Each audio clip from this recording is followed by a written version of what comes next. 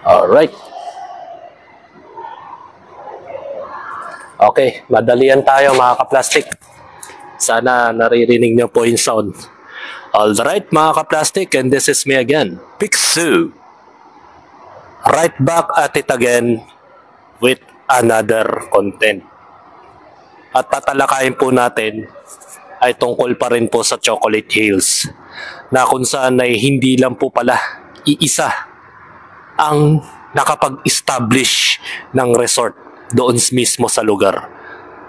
Di lang isa, kundi tatlo po. So, matagal na po na palang may nangyayari dyan sa resort, sa Bohol. Yung mga ganitong sirkulasyon sa probinsya na yan. So, anong nangyari? Bakit nagkakaganon? Panoorin po natin yung video kung anong paliwanag ng media about dito, mga kaplastik. Now, apparently, it's not just Captain's Peak Resort. Another resort was built in Chocolate Hills in Bohol. Let's get to know more about this with News 5 correspondent John Aroa reporting to us live from Tagbilaran, Bohol. John, what is this resort in question and operational pa ba siya? May mga documents ba sila like yung ECC? Angelo, isa nga sa ating mga binisita ang Sagbayan Peak. Nakatayo ito sa bayan ng Sagbayan, katabi lang ng malapit lang sa kung saan yung controversial na resort na Captain's Peak Resort. Itong Sagbayan Peak, Angelo, sa makikita natin, ay mayroon siyang kalsada na konkreto, sinementong kalsada sa burol. Grabe. So, yun, operational pa rin ito hanggang sa ngayon. At ginawan na po ng kalsada, mga kaplastik. Diba? Kung makikita nyo sa footage via drone, ay meron na po siyang mga kakaunting uka o yung mga sira na o mga damages sa heritage part, tinituring na sa heritage part, diba mga kaplastik? So nakakalungkot yun na makikita mo yung itsura, oh. Hindi na siya natural na itsura ng Chocolate Hills. Sobrang pangit na, oh. Parang akala mo mga peste na kumalat sa katawan ng tao. Imagine mo na lang, 'di ba? Na puros green po yung kapaligiran. Tapos makakakita ka ng mga ganito. May mga yero, mga semento. Malala. Base nga sa nakapanayam natin ng mga staff sa lugar, kasi subukan natin kumuha ng detalye doon sa area, ngunit hindi nagpaulak ng panayam yung management ng Sagbayan Peak. Pero ayon nila, nung tinanong natin sila off-cam, sabi nila may kompleto naman sila sa kanilang mga dokumento at mayroon naman silang business permit, titulado naman yung lupa at mayroon na... Madali lang naman kasi kumuha ng dokumento, mga kaplastik. Lagi na lang kasing pinambubunga nila may mga dokumento po tayo at may mga permit po tayo. Pero bakit hindi nila nirebisa kung makakatulong ba ito sa environment ng Bohol? 'Di ba? Kung nakakatulong ba ito o makakapolluted ba ito sa mismong nasasabing lugar? Kahit pa ikatwiran mo na may hanap buhay na maitutulong to sa mga kababayan nila doon. Bakit? Malaki ba maitutulong ng infrastruktura na resort sa lugar na yan? 'Di ba? Nakakatulong ba 'yon, mga kaplastik? So mawawalan na po ng saysay ang itsura ng mismong lugar. Pero mo parang anay na. Ang pangit tignan. Ito lang PCC.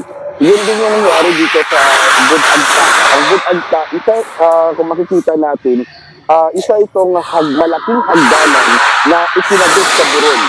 At base nga sa pagkapanayam natin sa may-ari ng Budagta, nagtumangging magpa-interview on cam. Nasabi niya na may nakakuha sila ng ECC sa DNR at yun nga lang ang paliwanag niya na yung struktura nila is ma-dismantle or hindi sa permanente. Kaya nga nabigyan sila ng ECC. Hanggang ayun. Yan ang palusot nila. Para mabigyan lang sila ng ECC, kailangan yung mga infrastruktura o yung mga i-construct nilang bagay ay detachable daw. Siyempre, yan ang pambubulag nila. Kung ikaw ay matalinong tao, yun talagang gagawin. Kailangan talaga yung detachable. Yan ang requirement.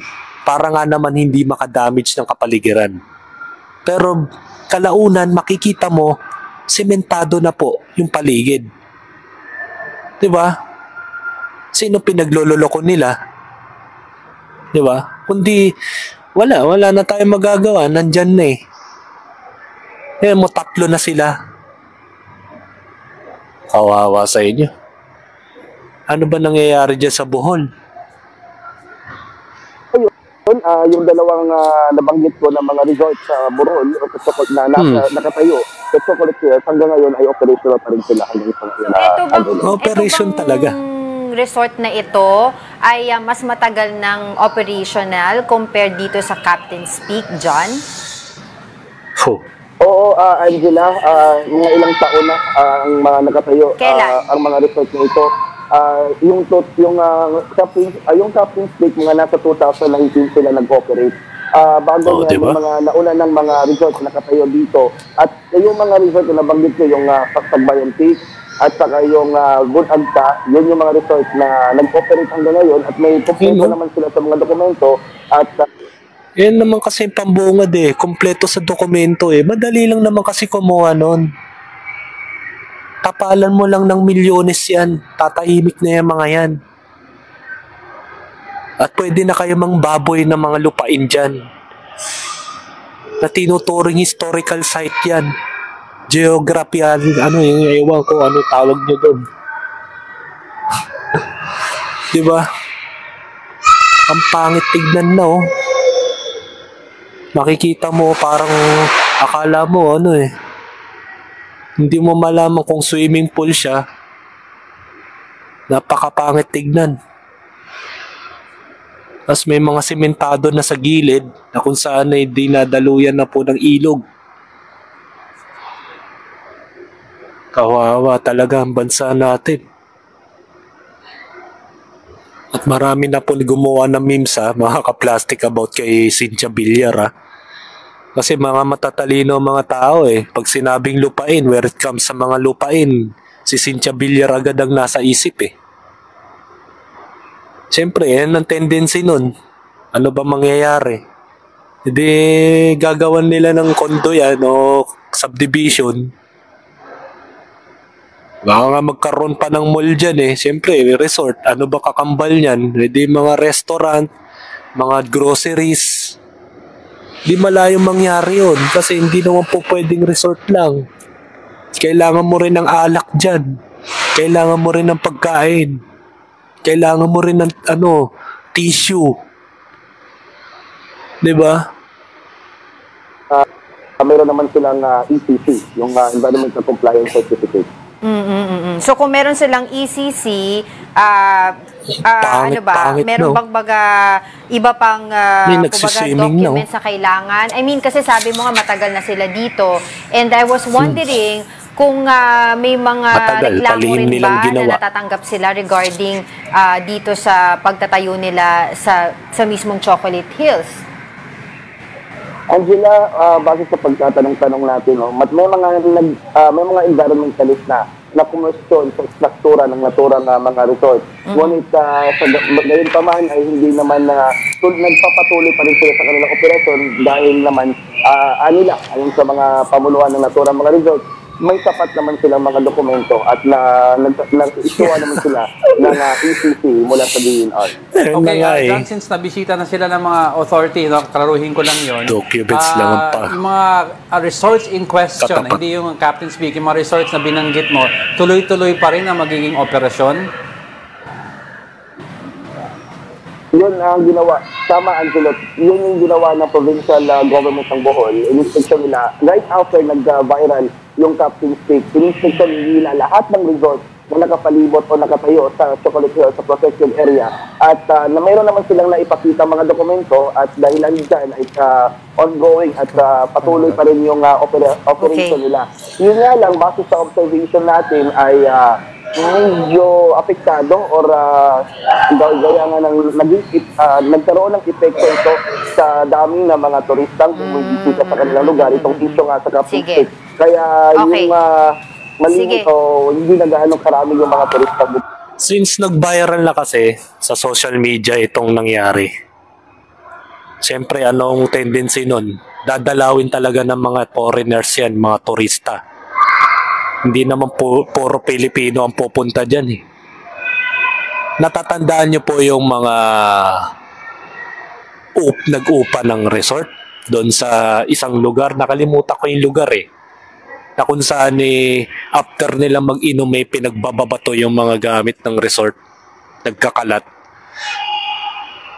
Anong ibig ko sabihin? Pwedeng mangyari yun. Pwedeng mangyari yan sa Bohol.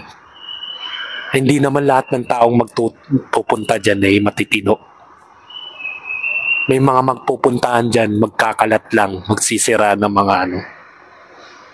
mga gamit. At the same time, mga paligid. Hindi ba nila naisip yan? Hindi nga nila binakuran yung resort eh. Di ba dapat may bakod yun? Kung nakikita nyo sa video, walang bakod. Open field siya. So prone siya sa mga panganib na possibly. Eh kung may mga NPA dyan, di ba? Ano mangyayari sa mga turista dyan? Eh di gagawa ng ransom. Uso na naman ng kidnapping sa Pilipinas. Hindi nyo naisip yun? Walang seguridad yung resort nila, naka-open siya. Walang bakod, walang gwardya o anuman. Walang CCTV. So yung mga gamit nyo na dinala doon, hindi safe. Since bundok yun, malayo kayo sa kabihasnan, walang police station, walang hospital, ano ang mangyayari? Di nyo naisip yun? Pagtatayo-tayo nyo ng mga ganung bagay? Oh, sarap magnegosyo kasi illegally. Natatapalan nyo ng pera. Nagagawan nyo ng paraan para masunod lahat ng gusto ninyo. Pero ang tanong, nasa ligtas ba ang mga consumer o yung mga customer ninyo dyan? Di ba? Hindi nyo naisip yun.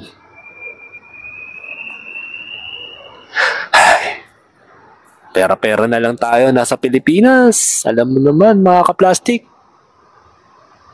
Konting bayad lang, documentary, then documents, mga kung ano-anong anik-anik, pag napirma ng local government, ng DNNR, okay na. Palihim. Palihim tinayo, 3 pa. Di ba? O, mas yan yung sinasabi ko. Baka nga wala pang 20 years eh. Meron ng mall dyan. May Sogo na. May mga supermarket. Baka nga magtayo pa ng casino dyan. At the same time, yung bundok magiging building na. So wala na tayong magagawa. Sinira nyo na yung yaman ng bansa. So hanggang dito na lang ang aking opinion. Medyo overtime na ako at magsasara na po yung aking venue. Sana kung maaari lang sa palasyo, sa Malacanang, kayo na po mag-control sa mga negosyanteng pulpul na to. Na sana'y ipag-iba nyo na po. Wag na po ninyong antayin pang maging syudad ang tinuturing tourist site sa Pilipinas na makikita mo na lang sa libro yung original na itsura ng Chocolate Hills. Hanggang dito na lang ang aking opinion, and this is me again, Big Sue, lagi nagsasabing ang mga plastic ay matagal mabulok dahil ang mga plastic ay toxic. Kaya, what's up mga ka-plastic? And this is Combid, commentary video ng video live stream. Signing out. Alright. Mga kaplastik, kung nagustuhan nyo ang aking video, isubscribe nyo lang ang aking channel. At the same time, i-hit nyo rin ang notification bell at yung all para ma-notify kayo sa aking susunod ko pang video sa aking YouTube channel. Maraming salamat po, mga kaplastik.